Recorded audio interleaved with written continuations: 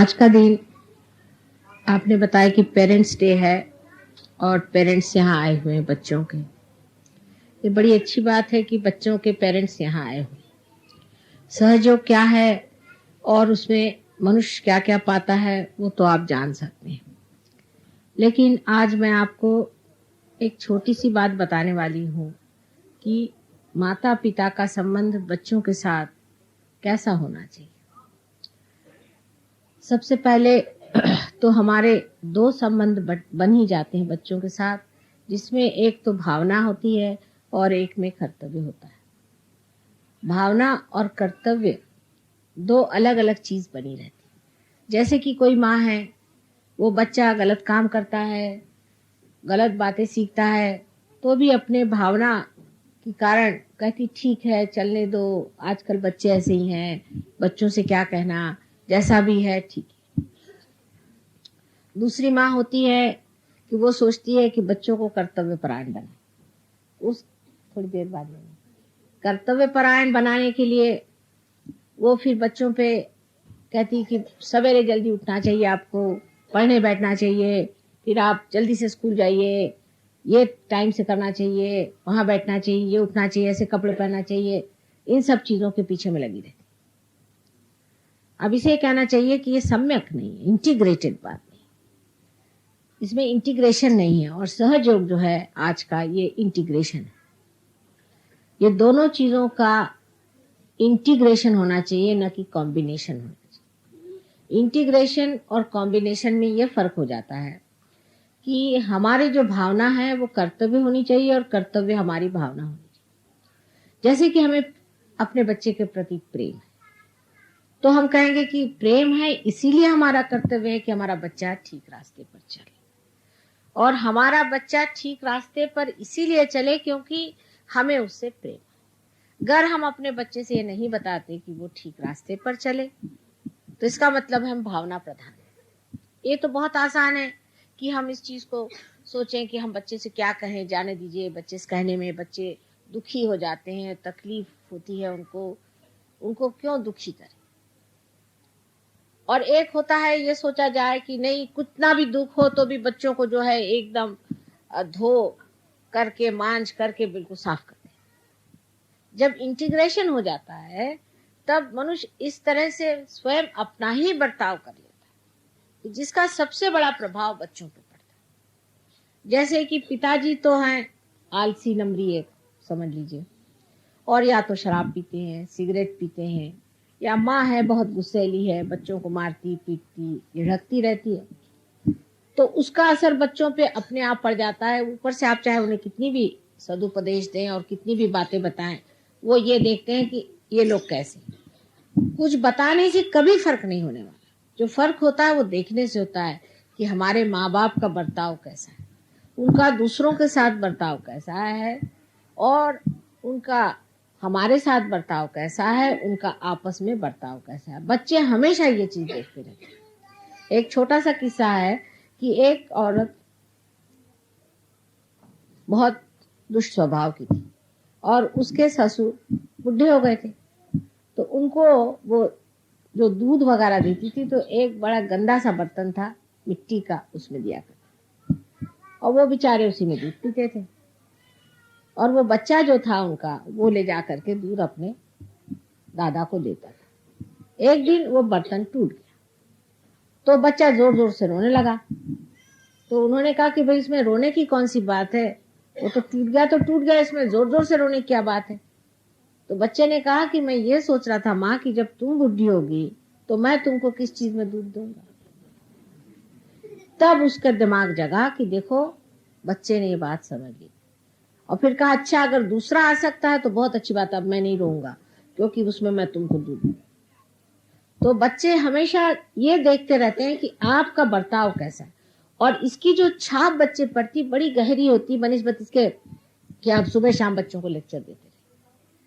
इसलिए जो लोग सहयोगी यहाँ पर हैं या जिनके बच्चे यहाँ पर पढ़ते हैं, उनको समझ लेना चाहिए कि क्या आप में वो सम्यक ज्ञान आया है या नहीं। सम्यक ज्ञान आने पर मनुष्य कितना भी समझाए तो बुरा नहीं लगेगा, कितना भी प्रेम करे तो भी खराब नहीं होगा।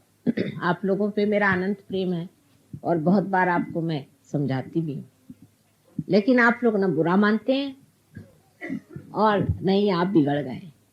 इसकी वजह यह है कि सम्यक ज्ञान से काम करना।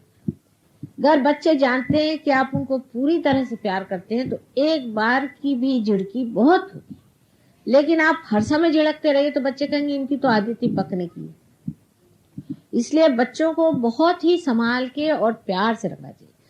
वास्तविक मैं तो यह कहूं कि प्यार ही से रखिए, और जब कभी बच्चों में कोई दोष देखे, कुछ देखे, 2-4 बार देखने के बाद शांति से उनको बिठा करके और कहें कि ठीक नहीं। आपको आश्चर्य होगा कि आपका अगर उनके साथ सद्व्यवहार रहा तो वो इस घबराहट में कि कहीं इनका प्यार ना कम हो जाए, एकदम ठीक हो जाए।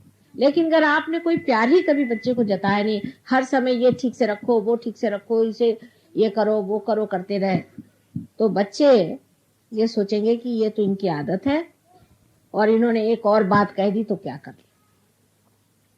तो अपना व्यवहार सम्यक होना चाहिए। अपने देश में भी हमने लोग देखे हैं कि अपने बच्चों के लिए झूठ बोलेंगे, चोरी करेंगे, चकारी करेंगे, ये करेंगे, वो करेंगे, यहाँ तक कि उनका बस चले तो देश भी बेच डाले। और कुछ लोग होते हैं कि प्रदेश में खास करके वो अपने बच्चों की इतनी भी नहीं परवाह करते हैं कि अगर बच्चे मर रहे हो तो उनके मुंह में पानी डाल दें। ये दोनों चीजें इसलिए क्योंकि सम्यक नहीं है। उनको यही रहता है कि हमारा कारपेट नहीं गंदा होना चाहिए, हमारा डोर जो है साफ रहना चाहिए और हमारी गाड़ी ठीक रहनी चाहिए और बच्चों को काम करना चाहिए, उसके पीछे पड़े रहते। और यहाँ हम लोग बच्चों खराब करते रहते, खासकर माएँ बहुत बच्चों खराब करती और पिता भी कभी कभी बच्चों खराब करते।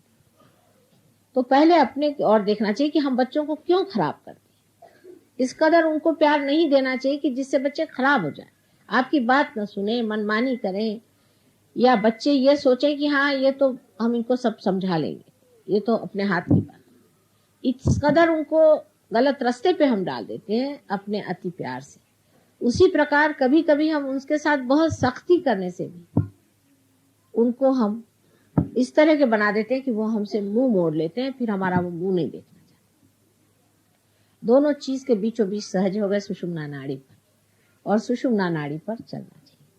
न तो अति प्यार के बहाव में रहना चाहिए और न ही अति कर्तव्य के बहाव में, किंतु आत्मा के बहाव में चलना चाहिए। और जब आत्मा के आदेश से आप चलेंगे तो आपको आश्चर्य होगा कि आपकी तो आत्मोन्नति होगी ही, लेकिन आपके देखा देखी आपके बच्चों की भी होगी। ये सहयोग का स्कूल इसलिए नहीं बनाया गया कि देश में सहज स्कूल कम है।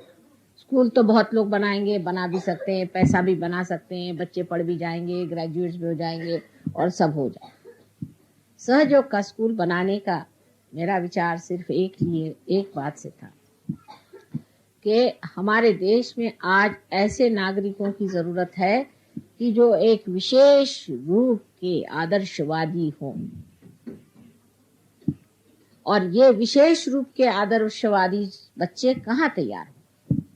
उनके लिए कोई ऐसी शाला होनी चाहिए जहां इसकी पूरी व्यवस्था हो। उसी प्रकार टीचर्स का भी हाल। अगर टीचर्स चिड़चिड़े हो, हर समय ये खराब वो खराब, इस तरह की बेकार की बातों में दिमाग लगाते होंगे तो बच्चे भी वैसे हो जाएंगे मटेरियलिस्टिक। या तो अगर टीचर भी ओवर इंटेलिजेंट, माने बच्चों के बहुत प्यार दुलार में उनको पढ़ाई लिखाई न दे तो बच्चे भी वैसे हो जाएंगे। इसलिए टीचर्स पे भी बड़ा उत्तरदायित्व है कि वो अपनी जीवनी को इस तरह से सुधारें कि बच्चों के सामने एक बड़ा भारी आदर्श खड़ा हो जाए। जो लोग याद करें कि हमारे ये टीचर थे, उनकी एक विशेषता ये थी, उनकी ये विशेषता थी। तो ये काम बहुत पहुंचे हुए लोगों का है। पहले गुरु जो होता था रियलाइज सोल होता और बड़ा पहुंचा हुआ होता था। इसीलिए अब आपका गोत्र जो है आपकी यूनिवर्सिटी सहयोग का है, और सहयोग के योग्यता के ही हमारे टीचर्स होने चाहिए और वहां के बच्चे होने चाहिए। आदर्शवादी उत्तम अत्युत्तम विद्यार्थी स्कूल से निकले। इसका मतलब ये नहीं कि वो बड़े रईस बन के और बड़े कहीं वो बन करके घूमे, लेकिन ऐसे होंगे कि आधार हो इस संसार का। जैसे कि श्री गणेश आधार है, इसी प्रकार हमें अनेक आधार खड़े करने हैं। इसीलिए हम सहयोग की व्यवस्था में ही एक स्कूल चलाने के पीछे लगे हुए। और इसी प्रकार अब एक बड़ा स्कूल भी आपका बम्बई में बनने वाला है, उसका भी श्री गणेश हो गया, उसका भी फाउंडेशन स्टोन पड़ गया है। और आशा है आप लोग सब अपने दिल को पूरी तरह से साफ करके और इस ओर बढ़े कि हम अपने बच्चों को एक विशेष रूप के आदर्शवादी विद्यार्थी बनाएं और सब मिल करके काम करें। बच्चों में झगड़ा और उनमें जो उत्पात करने की बातें हैं उसको किस तरह से निकाल देना चाहिए और उसका कैसा किसी तरह से पूरी तरह से नाश कर देना चाहिए, ये सब कुछ यहाँ पर मैं चाहती हूँ कि पेरेंट्स को भी सिखाया जाए। लेकिन जब इस तरह की अच्छे से एक इसकी गतिविधियों का जब अच्छे से सब काम शुरू हो जाएगा तब आप देखिएगा कि पेरेंट्स में भी बहुत बदल हो जाएगा और बच्चे भी बदलेंगे। इसी तरह से सारा संसार बदल सकता है और तो मुझे कोई मार्ग दिखाई नहीं देता। इसलिए आप समझ लें कि आपका भी बड़ा महत्व है, उसको महत्व को अपने नज़र में रखते हुए आप सब लोग उस ओर बढ़े और इस स्कूल को बहुत यशस्वी करें और होगा ये, ऐसा मैं सबको आशीर्वाद दूँ।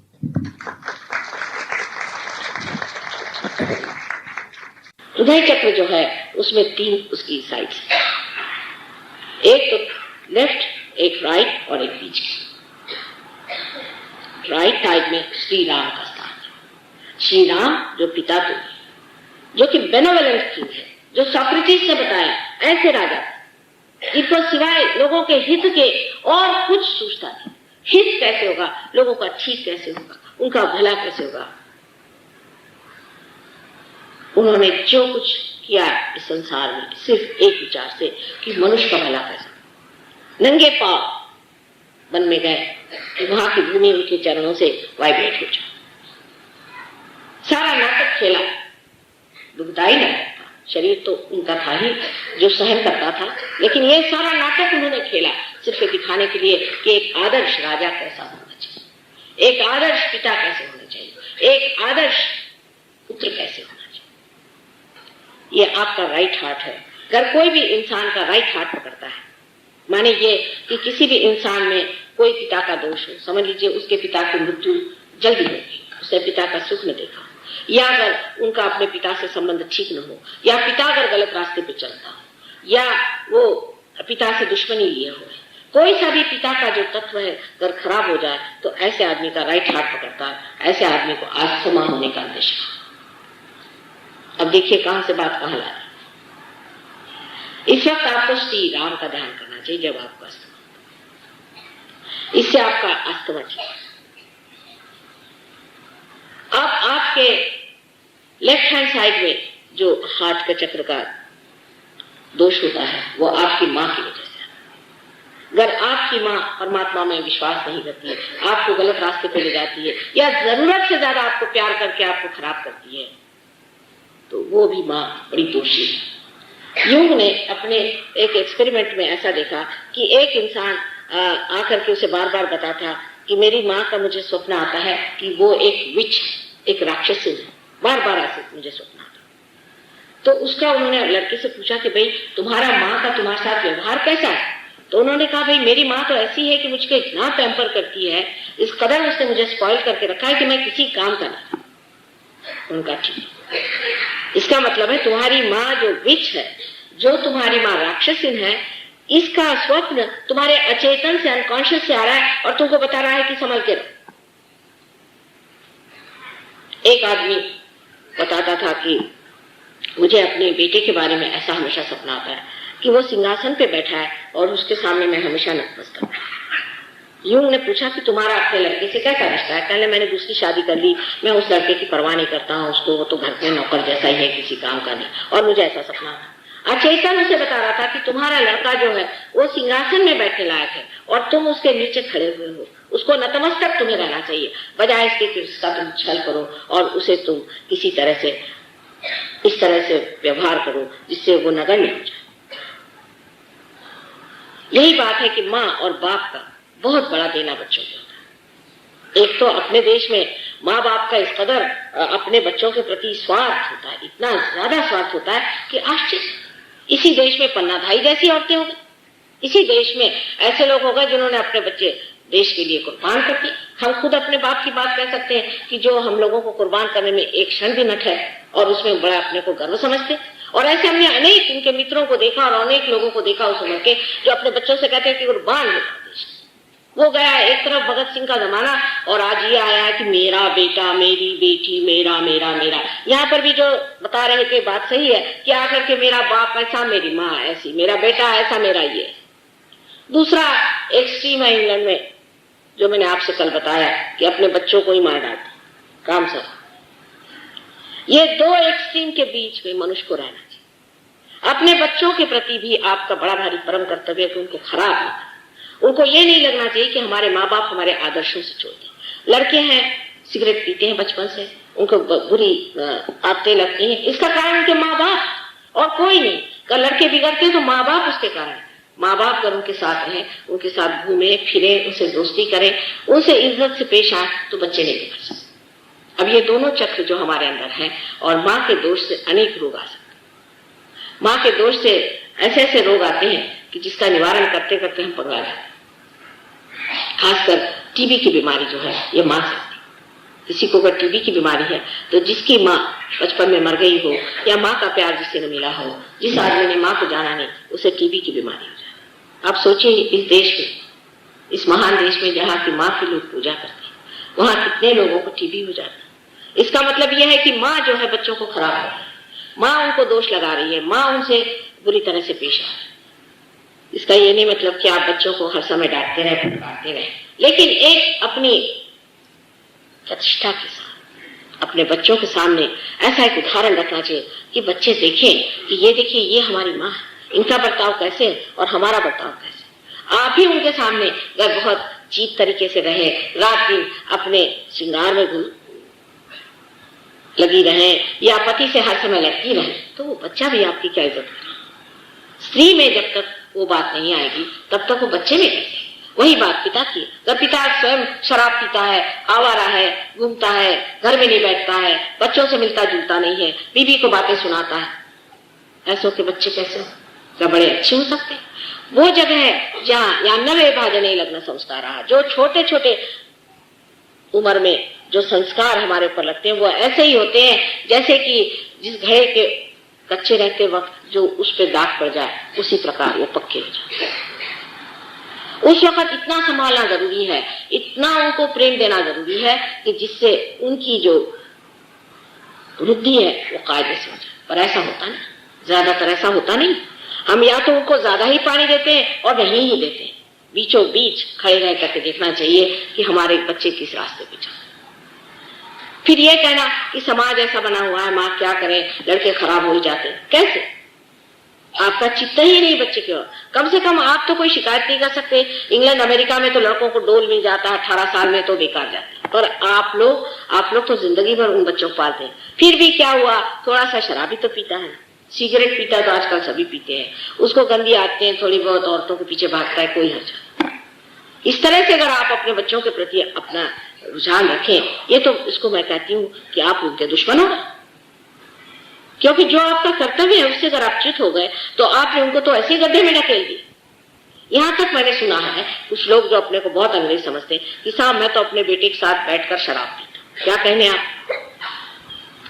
इस प्रकार की जिनकी मनोवृत्ति है, ऐसे लोग न जाने क्यों माँ बाप हो जाते और होने पर भी उन बच्चों को रात दिन खराब किया जाता।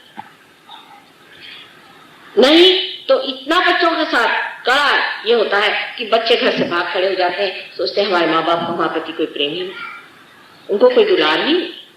इसलिए मैं कहती हूँ कि आप सहयोग में अपने बच्चों को ले आए। पार होने के बाद हम देख लें, उसके बाद बात और हो जाती। पर पहले आप पार हुई है। अगर माँ बाप की अकल खराब हो तो बच्चों को पार करा के भी क्या फायदा।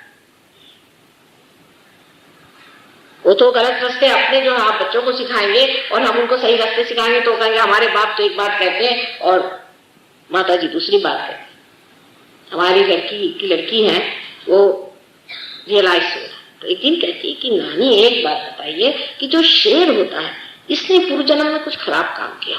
मैंने कहा क्यों? क्योंकि उसके माँ बाप कहते हैं कि तुम इंसान को खाओ और उसको भगवान कहता मत खाओ, तो वो क्या करे। देखिए उसके सामने ये प्रश्न खड़ा होगा कि इससे पूर्व जन्म में कुछ बुरे कर्म करे होंगे, नहीं तो ये ऐसे माँ बाप से क्यों पैदा हुआ कि जो कहते हैं कि इंसान को खा।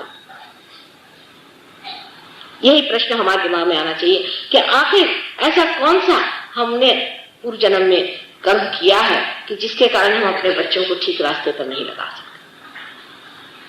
ये दोनों चक्र ठीक हो जाने से आपकी माँ और बाप, ये दोनों स्थितियां जो है ठीक हो जाती हैं। आप अगर बाप हैं तो आप बाप की दृष्टि से ठीक हो जाते हैं, अगर आप पुत्र हैं तो आप पुत्र की दृष्टि से ठीक हो जाते हैं, अगर आप माँ हैं तो आप माँ की दृष्टि से ठीक हो जाते हैं, और आप अगर माँ की बेटी है या पुत्र है तो उस तरह से ठीक हो जाते हैं। ये दोनों चक्र ठीक हो जाने से ही अपने देश के जो नवयुवक हैं ये संभलेंगे। आप जानते हैं कि हजारों लोग परदेश में हमारे शिष्य, इनके माँ बाप तो पागल ही लोग हैं अधिक। वो लोग शराब पीना, रात भर बाहर रहना, वहां की औरतें 4-4 बार शादियां करती हैं, आज भी 6-6 बार शादियां करती हैं, और सब अनाथालय में बुढ़ापा करती हैं। ऐसे बेचारों ने कौन से कुकर्म किए होंगे कि ऐसे उनको माँ बाप। पर ये लोग जब सहयोग में आ गए तब ये अब समझ गए कि अब हमारी शादियां हो गई सहयोगियों में, अब हमारे यहाँ बड़े बड़े ऋषि मुनि पैदा हो रहे हैं और इनके लिए हमें कैसे बर्ताव करना चाहिए। उन्होंने एक नई धारा बना ली है कि इनके सामने किस तरह से रहना चाहिए। तो जो भी कार्य अब सहयोग में हो रहा है उसमें सबसे बड़ी चीज जो ध्यान में रखने की है कि हमारी आत्मा क्या बोलती है, और आत्मा शब्दों से वो ये चैतन्य लहरियों से बोलती है, और उसी से जाना जाता है कि हम कहाँ चल रहे हैं। अब बीच का जो चक्र है ये साक्षात देवी जगदम्बा का है, जो कि सारी सृष्टि की माँ है। ये जगदम्बा जो है ये भक्तों का रक्षण करती है। जो भक्त इस गोल जगह बनाई हुई जगह है जहाँ पर कि भक्त लोग सब लोग भगवान को खोजते हैं, उनका रक्षण करते। उनके लिए उन्होंने राक्षसों का वध किया, उनका रक्त पिया, उनके भूतों के भूत खा लिए, उन्होंने संहार कर करके इन लोगों को छोड़ा।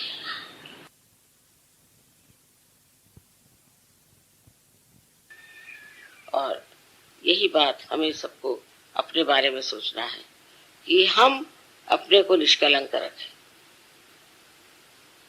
ये करते वक्त आप बुद्धि पुरस्कार नहीं हुए, बुद्धि से नहीं, फिर आपको लगेगा अरे बाप रे बड़ी मेहनत की चीज, पर आप इसे छोड़ दे, अपने चित्त को ही आप समझा दे कि देखो भाई गलत काम मत करो। अगर आप इस बात पर पूरी तरह से जम जाए कि हमें ये सब गंदे काम नहीं करने के, ये सब गंदगी है, तो कोई दुनिया की शक्ति आपको उसमें से हटा नहीं सकती। इसलिए मैं कहती हूँ कि सबसे आसान है कि बच्चों जैसे होना, उनके मोहब्बती स्वभाव, उनका भोलापन, उनकी सादगी। और आज मैं देखती हूँ कि प्रदेश में इन बच्चों पे बड़ा जबरदस्त आघात आ रहा है। न जाने किस किस प्रकार के गड़बड़ काम करते हैं बच्चों को नष्ट करने का। इसका मतलब कोई बड़ी नेगेटिव फोर्स चल रही है जो इनका सर्वनाश करना चाहते हैं। इसलिए हमें यहाँ हिंदुस्तान में बहुत सतर्क होना चाहिए कि ये नेगेटिव फोर्सेस यहाँ ना आ जाए। हमारी जो संस्कृति है वो तो बहुत सुंदर है और उसमें बच्चे पनपते भी बहुत सुंदर है, पर आपकी जिम्मेदारी है कि आप सतर्क होकर अपनी और अपने बच्चों की ओर देखें। माँ बाप को बच्चों को बताना होता है कि ये गलत काम है, नहीं करना, ये ठीक चीज नहीं करना, हम सहयोगी। ये कहने में कोई हर्ज नहीं और ये बताने में बिल्कुल भी हर्ज नहीं। आजकल लोग सोचते हैं कि बच्चों से अगर बताया जाए कि तुम ये काम मत करो, ये काम मत करो, इसका तो मतलब ये हो जाता है कि हम बच्चों को रुकावटें डालते हैं।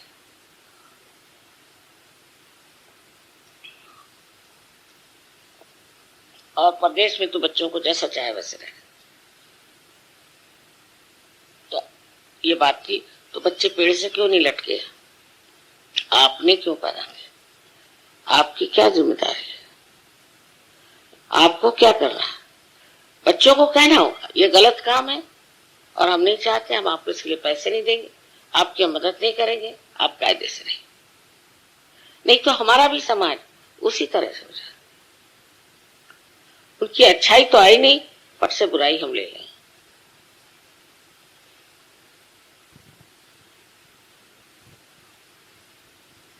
आशा है आप लोग समझ लेंगे कि गणेश जी का कार्य सहज में कितना महत्वपूर्ण है। क्योंकि वही आप में जागृति करके स्वच्छता लाते हैं, आपके चक्रों को स्वच्छ करते हैं, उनमें प्रकाश डाल देते हैं और आपको हमेशा प्रकाश की ओर रखते हैं। आपकी नजर हमेशा प्रकाश की ओर है। ये चीज आपको आत्मसात करनी है कि हम श्री गणेश को किसी भी तरह से अपमानित नहीं करेंगे कभी भी जिंदगी। और जो घर की डिसिप्लिन है वो खराब हो जाती है। जिस घर में डिसिप्लिन नहीं होगी उसके बच्चे खराब हो जाए, उसका समाज खराब हो जाएगा। आज विलायत में क्या हो, वहां की स्त्री इसकी जिम्मेदार नहीं समझती कि उसको समाज को बना कर रखना, समझदारी से रहना है और पूरे समय लड़ती रहती है। लड़ने झगड़ने से कभी भी घर में शांति नहीं आ सकती। शांति लाने के लिए क्या करना है, पति से सुझाव करना है, उससे बात करनी है कि आखिर क्या बात है, क्यों ना हम दोनों प्रेम के साथ रहें जिससे हमारे बच्चे ठीक है। परदेश में कुछ भी सीखने का नहीं, क्योंकि उनका समाज बिल्कुल विचलित हो गया। एक एक औरत है वहां 8-8 शादियां करती है और रईस हो जाती है। उसको बस पैसे की लालच है। वो अपनी सामाजिक स्थिति के लिए जिम्मेदार नहीं। वो नहीं सोचती कि हमारा समाज मेरे सर पे बैठा हुआ।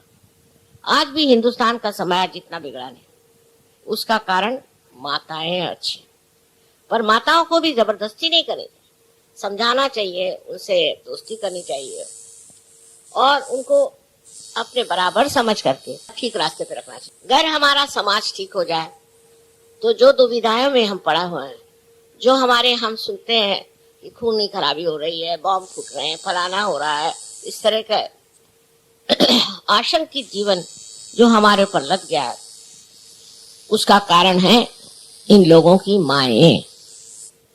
उन माओ ने अगर इन बच्चों को ठीक से रखता होता तो आज वो इस तरह से बेकाबू नहीं, इस तरह से गंदे काम नहीं करते। उनको एक तरह से ऐसा जीवन मिल जाना चाहिए कि जो अत्यंत पवित्र हो और अपनी पवित्रता को वो हमेशा माने और उसकी स्वच्छता रखे। क्योंकि जब पवित्र जीवन होगा तभी आपकी शक्ति जो है वो चलेगी, नहीं तो शक्ति खत्म हो जाए। तो यही सोचना चाहिए कि शक्ति का आधार पवित्रता, और जब उसमें पवित्रता नहीं रह जाएगी तो शक्ति जहां के तहां बैठ जाएगी और आप निशक्त हो जाएंगे। अमेरिका जैसे देश में मैं देखती हूँ कि बच्चे एकदम निशक्त, कहते हैं कि 65% लोग अमेरिका में अब या तो बीमार पड़ जाएंगे या पागल हो जाएंगे। उसका कारण है घर में जो माँ का प्यार, माँ का दुलार मिलना था वो ठीक से नहीं। और माँ का प्यार और दुलार भी ऐसा नहीं होना चाहिए कि जिससे बच्चे खराब हो जाए। उस प्यार दुलार में एक ही विचार रहना चाहिए कि हमारा बच्चा जो है वो इस तरह का बने कि एक श्रेष्ठ नागरिक हो जाए, एक श्रेष्ठ मानव हो जाए और एक श्रेष्ठ सहयोगी हो जाए। इस दृष्टि से आप अपने बच्चों को अगर ट्रेनिंग देंगे तो अपना समाज एकदम ठीक हो सकता है। और उसके लिए ज्यादा करने की जरूरत नहीं, थोड़ी देर बच्चे अगर मेडिटेशन कर लें, काम कर। और अगर बच्चों को आपने छूट दे दी तो न जाने आजकल का जमाना इतना खराब है कि बच्चे कहीं से कहीं बैठ सकते। इसलिए आवश्यक है कि आप जो औरतें अपने को सोचती हैं कि हम लक्ष्मी हैं, फलाना है, ठिकाना है, सबसे पहले आप समाज का आधार है। समाज की ओर पुरुष की दृष्टि नहीं होनी और होती भी नहीं, उधर औरतों की होनी चाहिए। इसलिए मैं हमेशा कहती हूँ कि सहयोग में औरतें कमजोर हैं, आदमी नहीं। इसका कारण मैं नहीं समझ पाती क्योंकि मैं एक औरत हूं। औरतों को ध्यान धारणा और सर्च के बारे में सब मालूमात होनी बहुत जरूरी है, क्योंकि औरतों के ही कारण हम आज समाज को ठीक कर सकते हैं। आदमियों का तो चल ही रहा है मामला, कहीं उनका राजकारण है तो कहीं अर्थव्यवस्था है, ये है, उससे आपको कोई मतलब। आप अपने बच्चों को ठीक करिए और उसके लिए आप भी रोज ध्यान करें, आप भी आदर करें, आप भी गहरे उतरे। गहराई लिए हुए कितनी औरतें हैं, और जब कभी मिलती भी हो तो अपना ही रोना लिए बैठे रहते हैं। इसलिए मैं आज कह रही हूं कि अगर आप शक्ति हैं तो आप शक्ति स्वरूपा होइए, और उससे जो समाज का भला करना हो करिए, उससे आपके देश का, अनेक देशों का कल्याण हो। आज ये कपड़ा आया तो वो पहन लिया, कल दूसरा कपड़ा आया तो वो पहन लिया, घर में ढेर की ढेर लगा के रख देंगे। इससे मनुष्य की शोभा नहीं बढ़ती, और विशेषकर स्त्री की शोभा इस रोज के कपड़े बदलने से और फैशन करने से नहीं। अपनी शक्ति की जो भक्ति है वो करना चाहिए, उसको समझना चाहिए। उससे जो आपके अंदर एक अप्रतिम विशेष आशीर्वाद मिलेगा, उससे आप सारे ही प्रश्न किसी भी तकलीफ के बगैर ठीक कर सकते हैं। क्योंकि अब आपकी एकाकारिता इस सर्वव्यापी शक्ति से हो गई, तो लड़ने झगड़ने से कुछ नहीं होता। शांति से ध्यान करके, समझदारी रख के अपने बच्चों को सीधे रास्ते पे लाना चाहिए।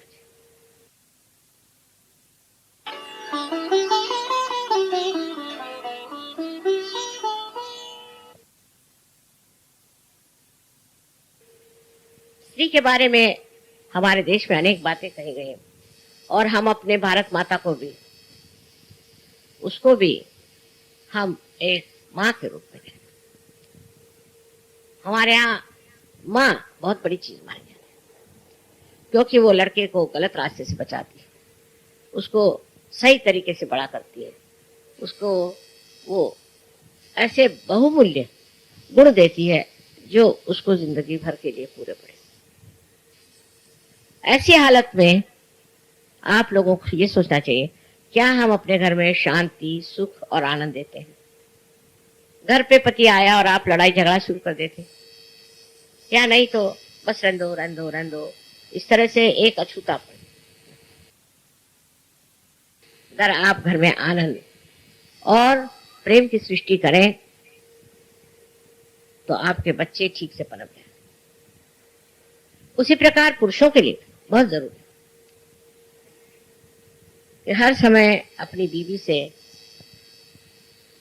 मजाक करना कोई बड़ी अच्छी बात नहीं। नॉर्थ इंडिया में बहुत ज्यादा है, बीवी का बड़ा मजाक करते रहे सुबह शाम। उसमें कोई बड़ी भारी बुद्धि चातुर्य नहीं, बेकार की बात है।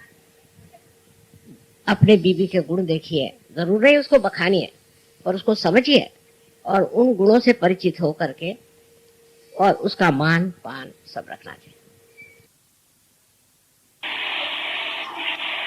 आज मैं आपके सामने एक ही प्रस्ताव रखती हूँ, क्योंकि आप जानते हैं हमने विश्व निर्मल धर्म की स्थापना की, लेकिन विश्व धर्म जो है उसकी संस्कृति भारतीय है। संस्कृति बिल्कुल पूरी तरह से भारतीय है, उसमें कोई भी हम लवलेश नहीं। जो भारत में आएंगे उनको भारतीय जैसे रहना, हमारे ढंग से रहना पड़ेगा, क्योंकि ये संस्कृति हजारों वर्षों से बनाई गई है। सोच समझ के इसमें जो गलतियां हैं उसे ठीक करके, अनेक वर्षों से बिता करके इसमें से जो कुछ भी दोष है उसे निकाल करके ये संस्कृति बनाई गई। और इस संस्कृति में एक ही बात निहित है कि अपना चित्त हमेशा निरोध है। अपने चित्त का निरोध, अपने चित्त को रोकिए। आप देख लीजिए दिल्ली शहर में कहीं भी जाइए, सबकी आंखें इधर उधर घूमती रहती हैं हर समय, किसी की आंख में शुद्धता नहीं पाई, या तो वासना भरी, इसे लस्ट और ग्रीड कहते हैं। चित्त का निरोध तभी हो सकता है कि जब हम इस तरह से अपना भी लिबास रखें और दूसरों का भी लिबास इस प्रकार रहे जिसमें कि मनुष्य सौष्ठवपूर्ण हो और सुंदर न हो, लेकिन उसमें वासनामय चीजें न। जीवन के हर व्यवहार, हमारा जीवन अत्यंत सौष्ठवपूर्ण होना चाहिए। सौष्ठव का मतलब होता है सु से, जिसमें शुभदायी चीज, जिससे सबका मन पवित्रता से, ऐसा स्त्री का स्वरूप पुरुष का स्वरूप होना चाहिए, उनका आचरण होना चाहिए, उनका व्यवहार होना चाहिए। लेकिन हम लोग जो उनकी बुरी बातें हैं पूरी तरह से, और जो उनकी अच्छी बात है उसे हम नहीं सीख पाते, और अपने को ये समझ करके कि हम एकदम से बड़े भारी आधुनिक बन गए, इस आधुनिकता के जो शाप है उससे आप वंचित नहीं रह। अपने बच्चों की ओर नजर, अपने बच्चों में भी भारतीय लानी चाहिए। बच्चों में आदर, आस्था, भक्ति, नम्रता सब होना चाहिए। शांति से बैठे। अब आप महाराष्ट्र के बच्चे देखिए, सीधे बैठे रहते। मैंने कभी नहीं देखा कि बच्चे इधर उधर देख रहे हैं, ये कर रहे हैं, हंस रहे हैं, बोल रहे हैं। कभी आप देखिए शांत, ध्यान में। पर आप अंग्रेज बच्चों को देखिए तो इतना दौड़ते हैं कि उनको सबको बाहर रखा जाता है, उनकी माँओं को भी बाहर रखा जाता है।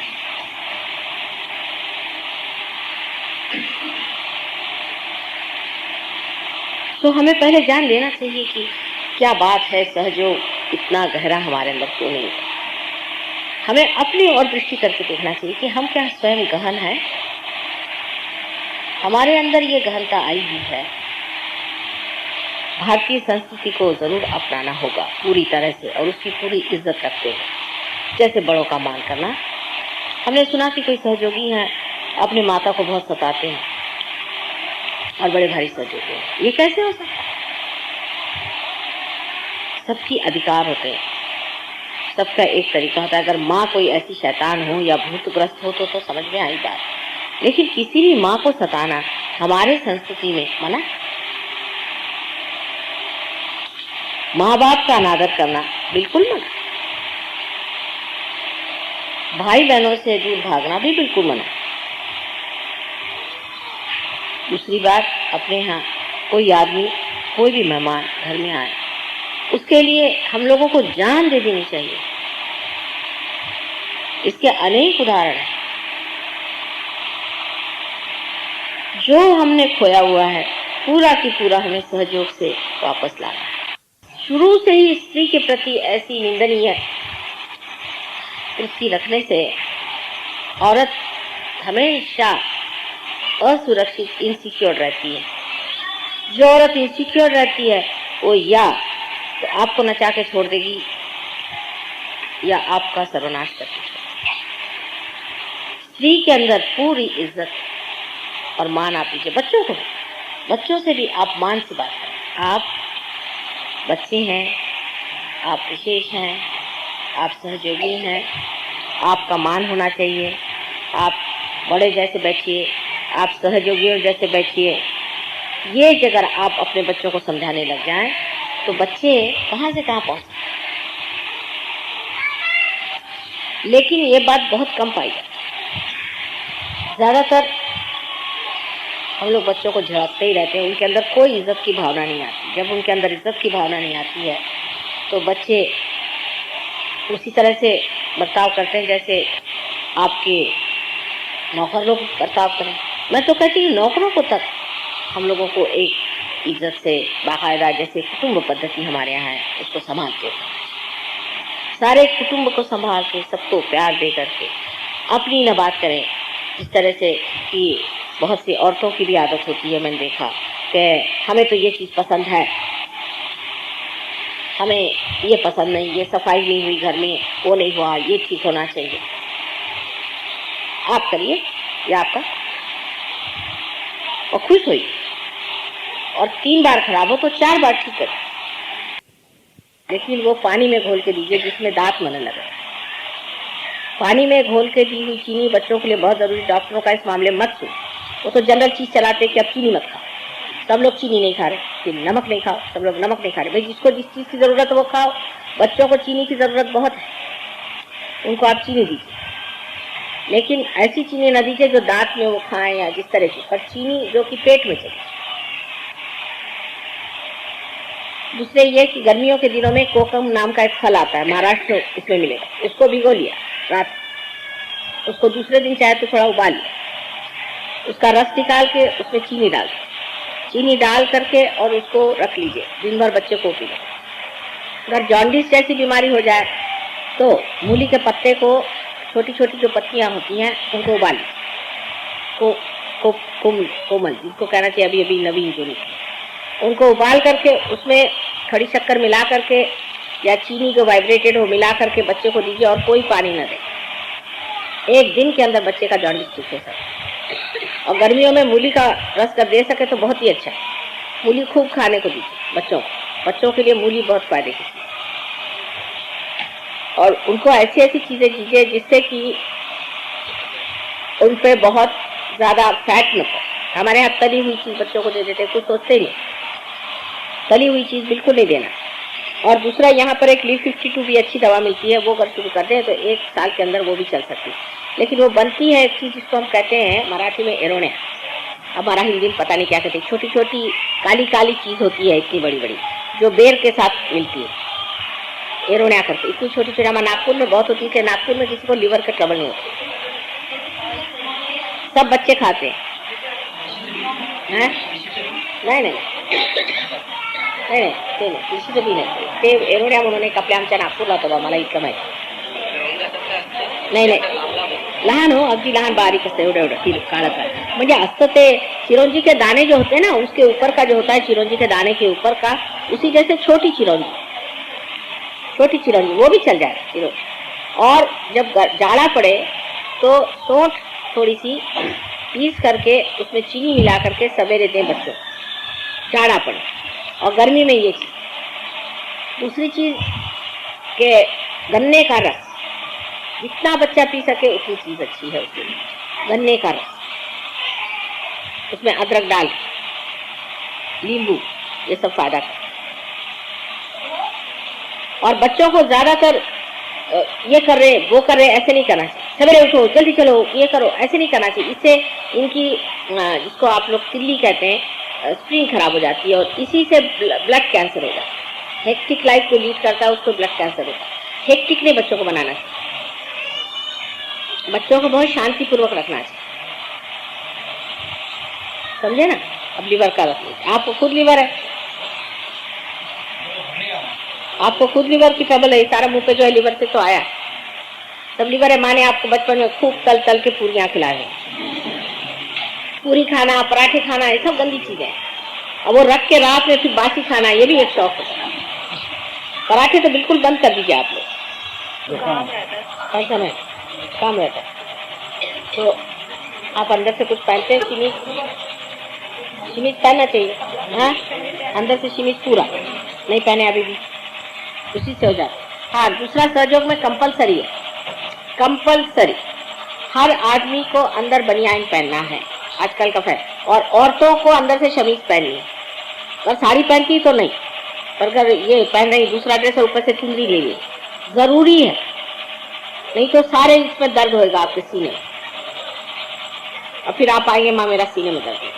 सब लोगों को बनियान पहनना है, क्योंकि आप जानते हैं छोटी सी चीज है कि आपको जब पसीना आता है तो पसीने में सूख जाता है और बदन में ठंडक लग जाती है। इसलिए ऐसी चीज होनी चाहिए जो पसीने को खींच ले। बहुत लोगों को ऐसे दर्द होता है, बेकार मुझे परेशान करते हैं, इसलिए सबको कंपलसरी है। और औरतों को भी, हम लोग कॉलेज में पढ़ते थे, हम भी सलवार कुर्ता पहनते थे, जब से हम हमेशा शमीज पहनते थे, सवाल ही नहीं उठता था। पहले तो समझा जाता कि बदतमीजी, मगर शमीज के चुन्नी से कोई लड़की घूमे तो। और दूसरी बात ये भी होती थी कि सलवार के जब तक उस तरह से पहना न जाए, अगर समझिए एक आधे कपड़े के साथ नहीं हो शमीज, तो पहना नहीं जाता। शमीज पहनने का रिवाज पहले था, अब पता नहीं सब लोग ऐसे फैशनेबल हो गए कि कुछ समझ में नहीं आया। वो किस लिए बनाया गया था? कायदे के लिए, कि वो आपके अब्सॉर्ब कर ले। अगर शमीज, अगर आप साड़ी पहने तो ठीक है, साड़ी आपको ये करेगी, पर साड़ी भी आपको लपेट के रखना चाहिए। जब आप बाहर जाते हैं, साड़ी हमेशा इस तरह से पहननी चाहिए जिससे बदन में आपके, इसका सबसे फायदे है ना, शारीरिक है और दूसरे लज्जा स्वरूप भी है, बहुत फायदा होता है। अगर आप अपने सीने को ढक लें तो जो हवा आपकी, खासकर यहाँ की हवा के लिए तो बहुत ही जरूरी, इतना पसीना आता है। सब आपके डॉक्टर साहब यहाँ बैठे हैं, वहाँ कर सारे आपके सीने में वो जकड़ जाता है, फिर आपको बीमारियां हो जाती हैं, दुनिया भर की बीमारियां मैं देखती हूँ इसी से होती है। टीबी तक हो सकता है, इतनी कमजोर आपके लंग्स हो जाते हैं। और पता नहीं डॉक्टर लोग जो बताना हो बताते नहीं, शायद कोई बताने से सुनेगा थोड़ी। आजकल फैशन जो या तो फिर फैशन करो और अस्पतालों में रहो।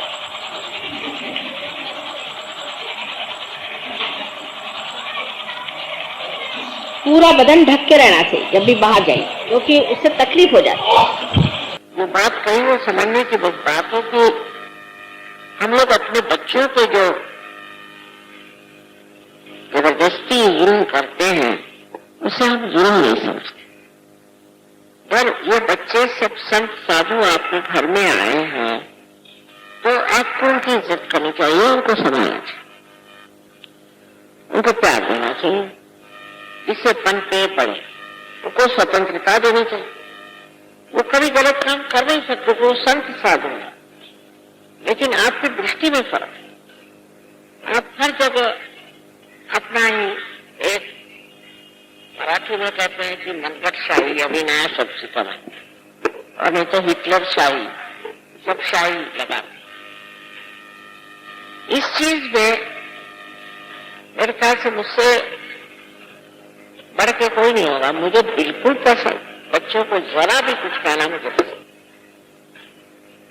अगर कोई बात ऐसी ऐसी हो तो उसको समझाइए, और इन बच्चों को पनपना चाहिए कल इस देश के यही नागरिक, और यही बच्चे आपको करामात करके दिखाएं।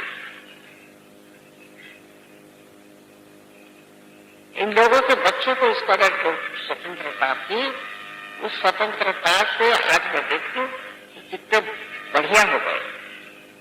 हालांकि खराब भी बहुत हो गए। अब आपके पास संस्कृति का आधार है, उस आधार पर इन बच्चों को आप संभालिए, इनको समझाइए कि हमारी क्या है। सो बहुत सी बातें सीधी सरल हो जाए।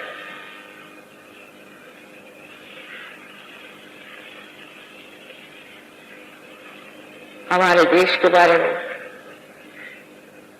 उनके जो महान लोग हो गए उनके बारे में किसी को कुछ मालूम ही नहीं, कोई तो जानता ही नहीं कि कितने त्याग से हमने स्वतंत्रता पाई। इन बच्चों को बताना चाहिए। घर में फोटो लगाने चाहिए बड़े बड़े लोगों के, जो बड़े बड़े नेता हो गए,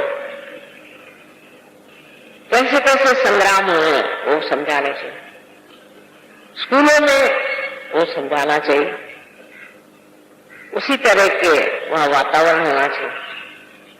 अब देखते हैं कि बच्चों को सिनेमा एक्टर और एक्ट्रेस सब मालूम है, लेकिन अपने यहाँ के जो लोग जिन्होंने इतना त्याग किया, इतना प्रयत्न करके अपने देश को स्वतंत्रता दिलाई, उनके बारे में कुछ जानते हैं। ये एक तड़ाधारी हमारे यहाँ विरोध है। सो बच्चों को बेकार की बातों को डांटने से अच्छा है उनको समझाइए, उनको बताइए कि तुम जिस देश में पैदा हुए उसके तुम धरोहर, तुम्हारे लिए क्या क्या किया गया, कितना त्याग किया गया, टूट करे, तब उनके अंदर देशभक्ति जागेगी, और कल के जो यहाँ के नागरिक होंगे वो देशभक्त है। तो सोचोगी आसान है इन लोगों को देशभक्ति में उतारना, बहुत आसान है। आप सबको मेरा अनंत आशीर्वाद।